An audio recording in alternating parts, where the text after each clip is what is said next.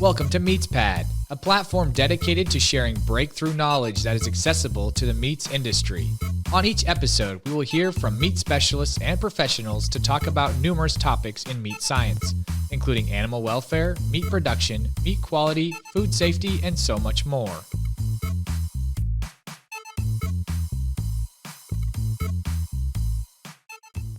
Hello, me folks. Welcome back to the MeatsPad podcast. Today, we have a star on our podcast. We have a influencer, Jess Pryles. How are you? I'm doing great. It's nice to be here. So we've been doing was it last year that I tell you, hey, I want to have something, have you on the podcast to talk about what you do, and I think it's a very unique profile that you have. You're from Australia, correct? I am. I'm originally from Australia. The accent kind of gives it away, but I do say y'all now. So okay, and you live in Texas now? I live in Texas now. Yes. Okay. Why do you choose United States? I had visited Texas, which is where the story starts. The very, very short story is I always loved eating meat, but I was a consumer. I didn't grow up in agriculture. I grew up in a city of 5 million people. I didn't know which cuts to choose. I didn't really know how to cook it. So I kind of just ate it out at restaurants and didn't really feel that empowerment to do it at home. And coming to Texas for the first time and eating barbecue was my first experience of, oh my God, what did I just eat? This is amazing. Then I wanted to learn more about how it was made, and I wanted to learn how it was cooked, and falling down that rabbit hole, I went back to Australia and bought a brisket, which looked nothing like an American packer brisket because it was a British style, like completely trimmed flat. And I couldn't, as a layperson, understand how I could ask for something that had the same name and get something so different. And that was the catalyst to figuring out more why was it different, and learning about breeds and feeds and butchery. And so eventually I kept traveling back to Texas to learn more about barbecue, and eventually just sort of fell in love with the lifestyle there and decided that it was time to move. Australia is a beautiful country, but it's the whole population is the same as the state of Texas, so it's quite small. You recently went to Mexico, right? And experience, you go down there a lot, experience the food and the culture. And I want to get to that here in a minute. But for some of you that are in the meat science community and you don't know what you do, so I'm just going to briefly explain. So you have an Instagram and account and TikTok, on social media in general. Yes. And I think I want to talk about the influence of an influencer on people's choice, especially in food. And nowadays, as the meat, like there's a lot of hate. And I like what you do to. There's a lot of myths and a lot of posts that don't have any fundamentals, any scientific background. I think you going beyond is like, okay, I want to learn more about meat science. I'm going to get a meat science graduate certificate and have that background to respond back to those consumers and those folks. I don't want to call haters, but people that are going against the meat industry. And I want to use this as a successful example of someone whose passion is meat, but also understanding the science behind it to promote it and educate the consumers. I'd already sort of ended up in a position where, because I was sharing recipes, I was gaining a large online following, and then I was naturally starting to talk about other things that I'd discovered on the way, like, oh, it's not blood, it's myoglobin, and little things that even lay people can figure out. And people were really responding well and to those little tidbits of information, but they were also really fascinating to me. I didn't know this the whole time, and there's a lot of distrust built into consumers because we are brought up to think that the industry is doing something nefarious rather, so you're starting from a place where you have to convince people who aren't brought up in ag that we're doing this because we need to feed the world, and the welfare of animals is exceptionally important to the industry. So as I moved through that journey, sharing that sort of information, I found myself more and more wanting to talk about the the science aspects. I did a short course at A&M, just Beef 101 and 706. And I remember when Dr. Griffin first rolled a carcass into the classroom, and I thought, I wish I knew that this had existed. Like, I didn't even know that you could do meat science. And in fact, many of my followers comment like, meat science is a thing. And it got to the point where I wanted to, one, make sure that I was disseminating correct information. But two, I wanted to have expertise in the subject that I was talking about, not just be another person online who thinks they know everything. And I went out and looked for some kind of university or college program that I could do, but I knew that it would have to be online because, I also have a company called Hardcore Carnivore. That's a full-time job. I'm an influencer creator. That's a full-time job, and I do speaking events and what have you. And I knew that I couldn't uproot my life to go back to college at this late stage, but I did want that further education. And I ended up finding Iowa State University had just launched a meat science graduate certificate specifically designed for people who were in the meat industry, perhaps in another role, who needed a little bit more expertise to either open up their job opportunities into different roles. So it was 100% built for what I was looking for, and I applied for it and had to get exemptions because I had a degree in communications, which is not science-based. So I had to have the graduate college consider my life experience as being some kind of qualification for it. And luckily I was accepted, and it's been a tremendous honor actually because I come to a conference like RMC and I'm in awe of people who have spent so much of their lives dedicated to learning and education and research. And it's to be able to now walk amongst the crowd as a colleague is really significant to me. So today, did you first time at RMC? Right? No, Second I've been time? to RMC. Yeah, this is my third time at RMC. Okay, third time. Yeah. So I've been to RMCs before. Not as a student. Not as a student, just sort of talking about social media perspective. But, that was nearly 5 years ago, 6 years ago. So you learn so much. I've learned so much since then, and I've changed my angle since then. And now I feel like I can really contribute to the industry even more because you inadvertently become a meat advocate. If you go in to defend it, the biggest thing for me is this is how simple it is. I was someone who grew up wondering, what's really going on in the industry? What are they putting in our steaks? Not that I was thinking that, but you're just sort of taught to believe that there are additives and there's something. And it was just so liberating to find out what actually goes into meat and the care that meat scientists take to make our food safe, that it was just important for me to share that with other people. I'm just passionate about it. And I think that's our passion, because I think we share that passion. And we're talking with Dr. Baz yesterday about how sometimes, I include myself, sometimes the meat industry, I don't want to say tend to hide, but it's like, why don't you show what we do? Yeah. Like more, I don't know.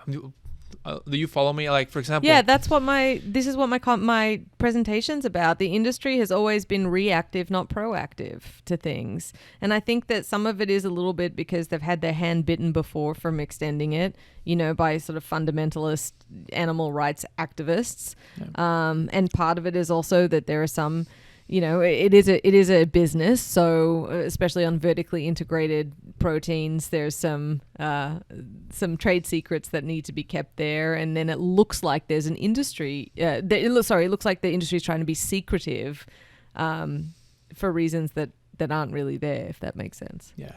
Tell me, this is off the topic, but one of the weirdest things that you have to respond to, like on social media, like some random questions on a topic, like, no. I know because I've seen some of that. Yeah. But I don't know, maybe you have a fun story that you want to tell. I see a couple of different things. So I go out and look for videos that I can respond to sometimes as well to maybe help people out. You see a lot of stuff about persistent pinking, people posting McDonald's burgers saying like, ew, it's raw. And then it blows up because people want a reason to hate. I had a woman the other day who had bought thin cut bone-in pork chops and was scratching her fingernail across the back of the membrane saying, look at this. This is plastic. They're using plastic in the bones. It's not even a real animal. Like crazy, crazy stuff.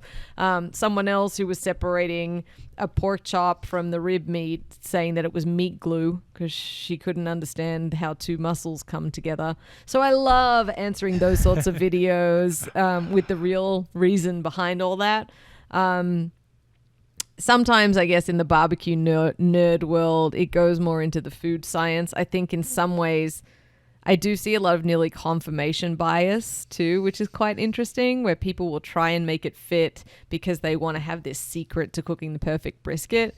So, for example, I often like to talk about wet aging and how there's no point in wet aging a brisket if you're going to cook it till tender anyway. Yeah. It's not the idea of it. And I can present all of the logic and facts behind it, but someone's going to say, no, I swear it makes it different. It makes mine better, because they want to feel like something that they are doing is making a difference to their food, Tell me about Mexico. And I think I like not only Mexico, but just culturally speaking, how important it is to travel. And I know you went down there, you posted a lot of good pictures and videos of food. Yes. And I don't know, but maybe for some folks that have never been or out of America. Yeah. So how was that experience going to different countries, getting to know how the meat is merchandised differently compared to the States? I don't know. Tell me a little bit about that. It's really important to travel just as a human being so that we're aware of other people's life experiences and get outside of our little shell. I love being so close to Mexico and Texas. It's one of my favorite places in the world. And you can't just dismiss it as one country, because you can go to so many different regions and areas, and the cuisine is different and the cuts are different and the way they use chilies is slightly different. It's not Senor Frog's nacho plate. And it's been really interesting, especially to see a culture that celebrates the secondary cuts. I was at a conference a few weeks ago and the Mexican Beef Export Federation was there, and they said, it's funny because we sell all of our ribeyes back to America because no one in Mexico wants them. It's not the type of beef that we eat. It's not how we use them.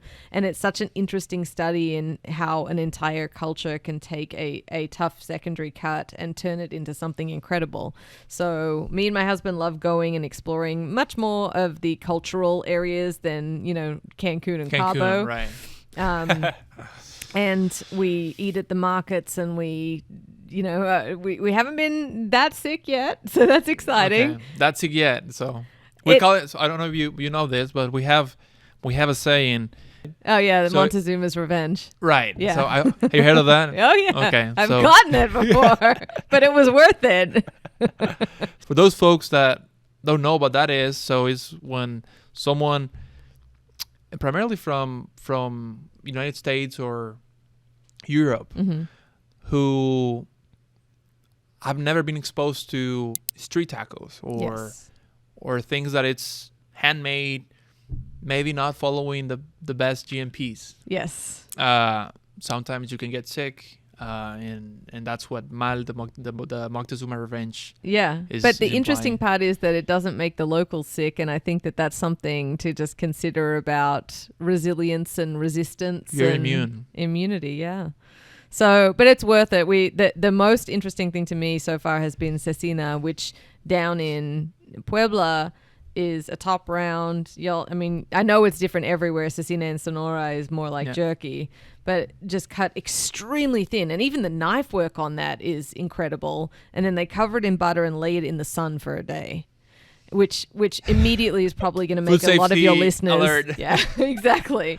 But it develops that sort of warmed over, that start of rancidity that's actually a flavor profile. and then it's cooked, it's grilled so aggressively anyway that it's ultimately actually safe to eat, and delicious, you know. And you had mole. Well, when I saw course. that picture, so off the record, mole is my favorite meal in Mexico. Mm-hmm. So when I saw your picture, I'm jealous that I'm not down there and have mole. That was amazing. And that was a peanut mole, that one, Okay. which was very different, peanut and morita. And so it nearly reminded me of Indonesian satay sauce, which also uses peanuts. And again, that's the importance of traveling, that you get to have all these flavors and experiences and see how people put food together. So there's a lot more places in Mexico that I want to go and explore. And even understanding how to use the chilies correctly when I come back to my own kitchen makes me a better cook too. Well, yes, I think I openly tell you, like, whenever you want to use or interview someone that I want to interview that person, I think we can help you with that. We just we want to use this platform as something to uncover some of those myths that people, I mean, because it's a responsibility. Mm-hmm. And in this era, this digital media era, I think we have to do that for the meat industry, for ourselves, for what we're doing, defend or fight back to all that community that is against the meat industry. And I think this is a good way. What you do is amazing. Thank you a lot for what you do. And I know you have any last comments or thoughts on this, but we're almost ready to wrap up. Well, look, I think this is the message. I think sometimes that we're taught to stay silent, to not rock the boat. I was in a social situation the other day where it was, 6 couples out to dinner and we didn't know one of the couples, and the woman turned around to me and sort of heard what I did for a living and said, "Oh, that's so interesting. Yeah, I used to eat beef, but it used to make me really sick, and then I discovered grass-fed beef and it doesn't have any of the junk and the nitrates in it, and I can eat it now." Wow. And I know people can't see the face you just made, but I made a similar face internally, and I thought, well, I can't say anything because I'm in this social situation and it's going to be awkward to try and correct her. But I think that it on a broader level, and especially online, there's a responsibility to not be silent just for the sake of being appropriate or socially responsible, because there's something more echoing about the silence. So I think that there's a way that you can make your case and use your voice. You don't have to be offensive to people. Sometimes my posts get a little bit, I'm making fun of people in some of them, but you don't have to do it that way. But it is important to speak, because everyone that I've met in this industry, from the people who raise the animals through to the people who are boning carcasses and everywhere along the way, are proud of what they do, believe in what they do, and don't have anything to hide. And the more that we can share that, I think that's the key to winning back some consumer trust, to get your side of the argument out there as a proactive rather than reactive response. That's a good quote. I like that quote. Thank you. Y'all can use that.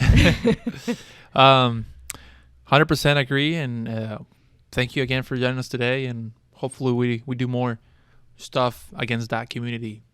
I'd love to. Thank you a lot. Thank you.